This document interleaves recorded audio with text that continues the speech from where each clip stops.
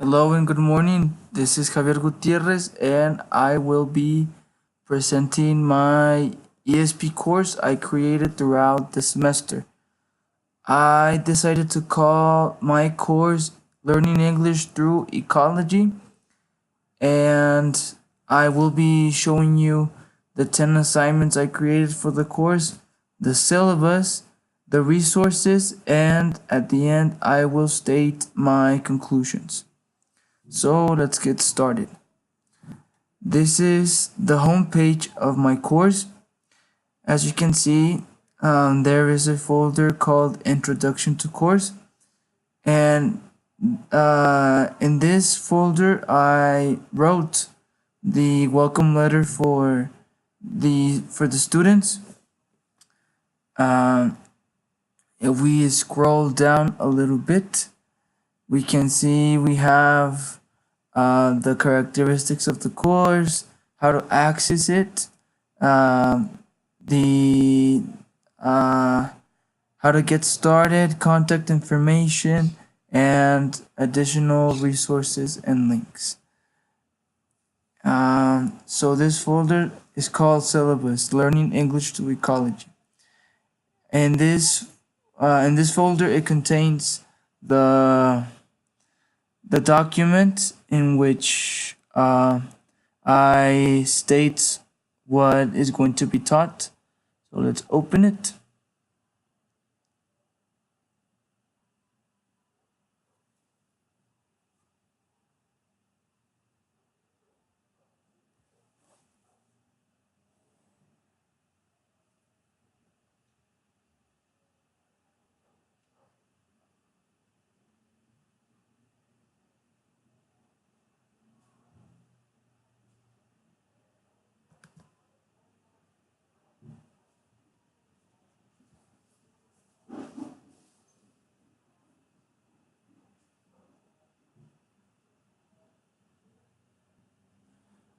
Let's just wait for it to download.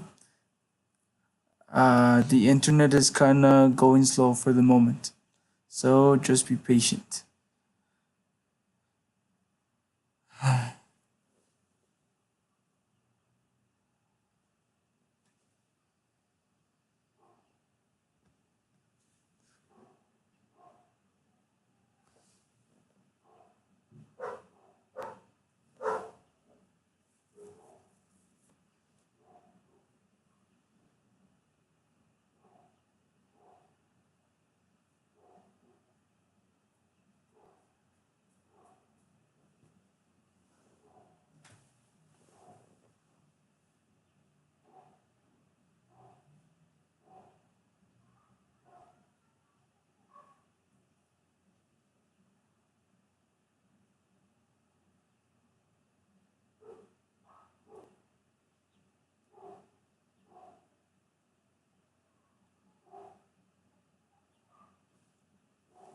Okay, so here we have the syllabus. I decided to organize the content by functions. And in the syllabus, I have 8 classes. This syllabus is incomplete. I was supposed to design 10 classes, but I always thought they were 8. And another thing you can see, just taking a quick glance at the syllabus, we can see that the vocabulary lists are not consistent with one another. Also, I took some time to analyze my syllabus, and I concluded that the classes did not have a link with one another. In one class, we start with a very difficult topic, and then we jump to another difficult one without having any review or follow up in each of the topics. But I believe that the topics are interesting for the students as well as the activities. The first topic is global warming in the United States of America, Mexico, and Canada. Class number 2 is what is more beneficial to recycle, reduce, or reuse. And the last class I designed in the syllabus is called What Will Happen If People Do Not Change Their Behavior for the Sake of Our World. And for this class, students had to write an argumentative essay. So let's go back a bit to the activities. Let's just wait for the internet to work. Right, let's click one more time. Backwards. All right. So in this assignment, the first one is open. It's about a comparative essay. Students were supposed to compare their home country's global warming situation with either the US or Canada. And I provided a small guideline for to facilitate students' writing process. And for this activity, I designed a PowerPoint presentation in which I explain how to write a comparative essay. Let's go back and let's check out assignment number 2.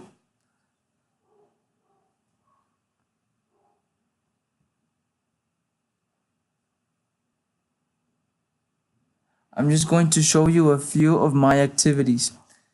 I want you guys to take a look at the first activities, and then we will take a look at the second two last activities so you guys can see how the course development was, and if you can see some progress or not. Let's open the second assignment.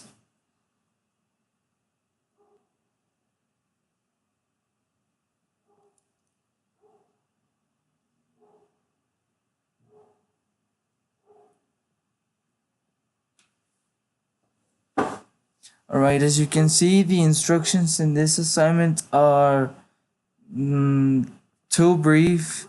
There is not a clear explanation about how I want this assignment to happen. Also, I did not design a resource to help students out with this activity. And let's go to the 9th activity.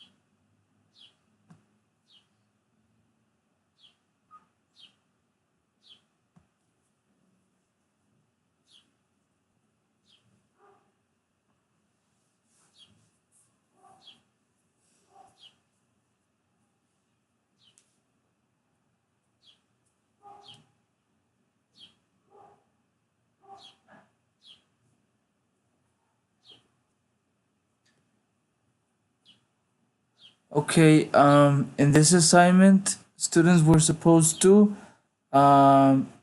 click on a YouTube link, watch the video, and students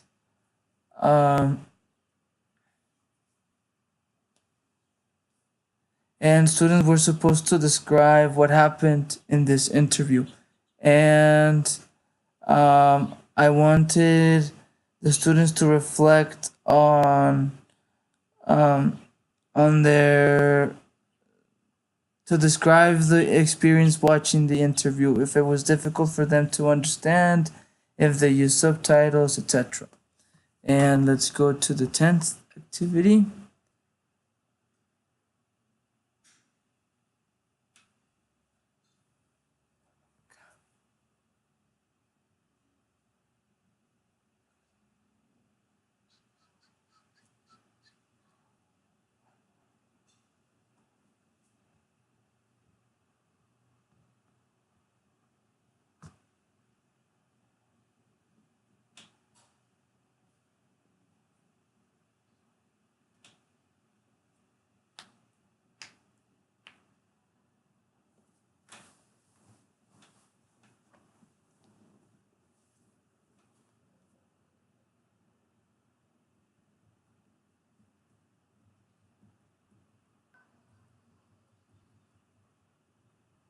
And in this activity, I ask my students to express their final thoughts about this course, and I gave them a few questions to answer if they were struggling writing, and I asked them to send this assignment through a Word document. And once again, I did not design any additional resources to facilitate this assignment.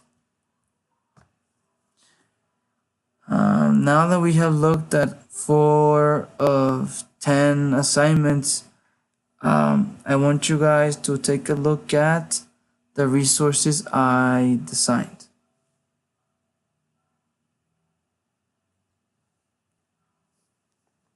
One of the first resources I designed was for the first assignment, and it was a PowerPoint presentation in which I teach students how to write a comparative essay. And the second resource is a poster made in Canva in which students try to promote blogging. So let's open the folder.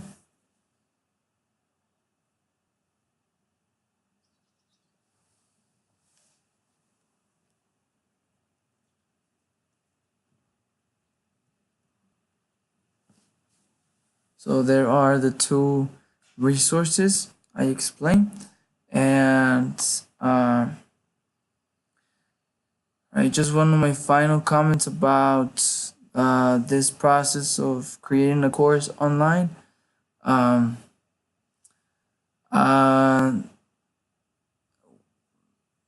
Well, at the end of this course, I concluded that if you want to have a successful online platform,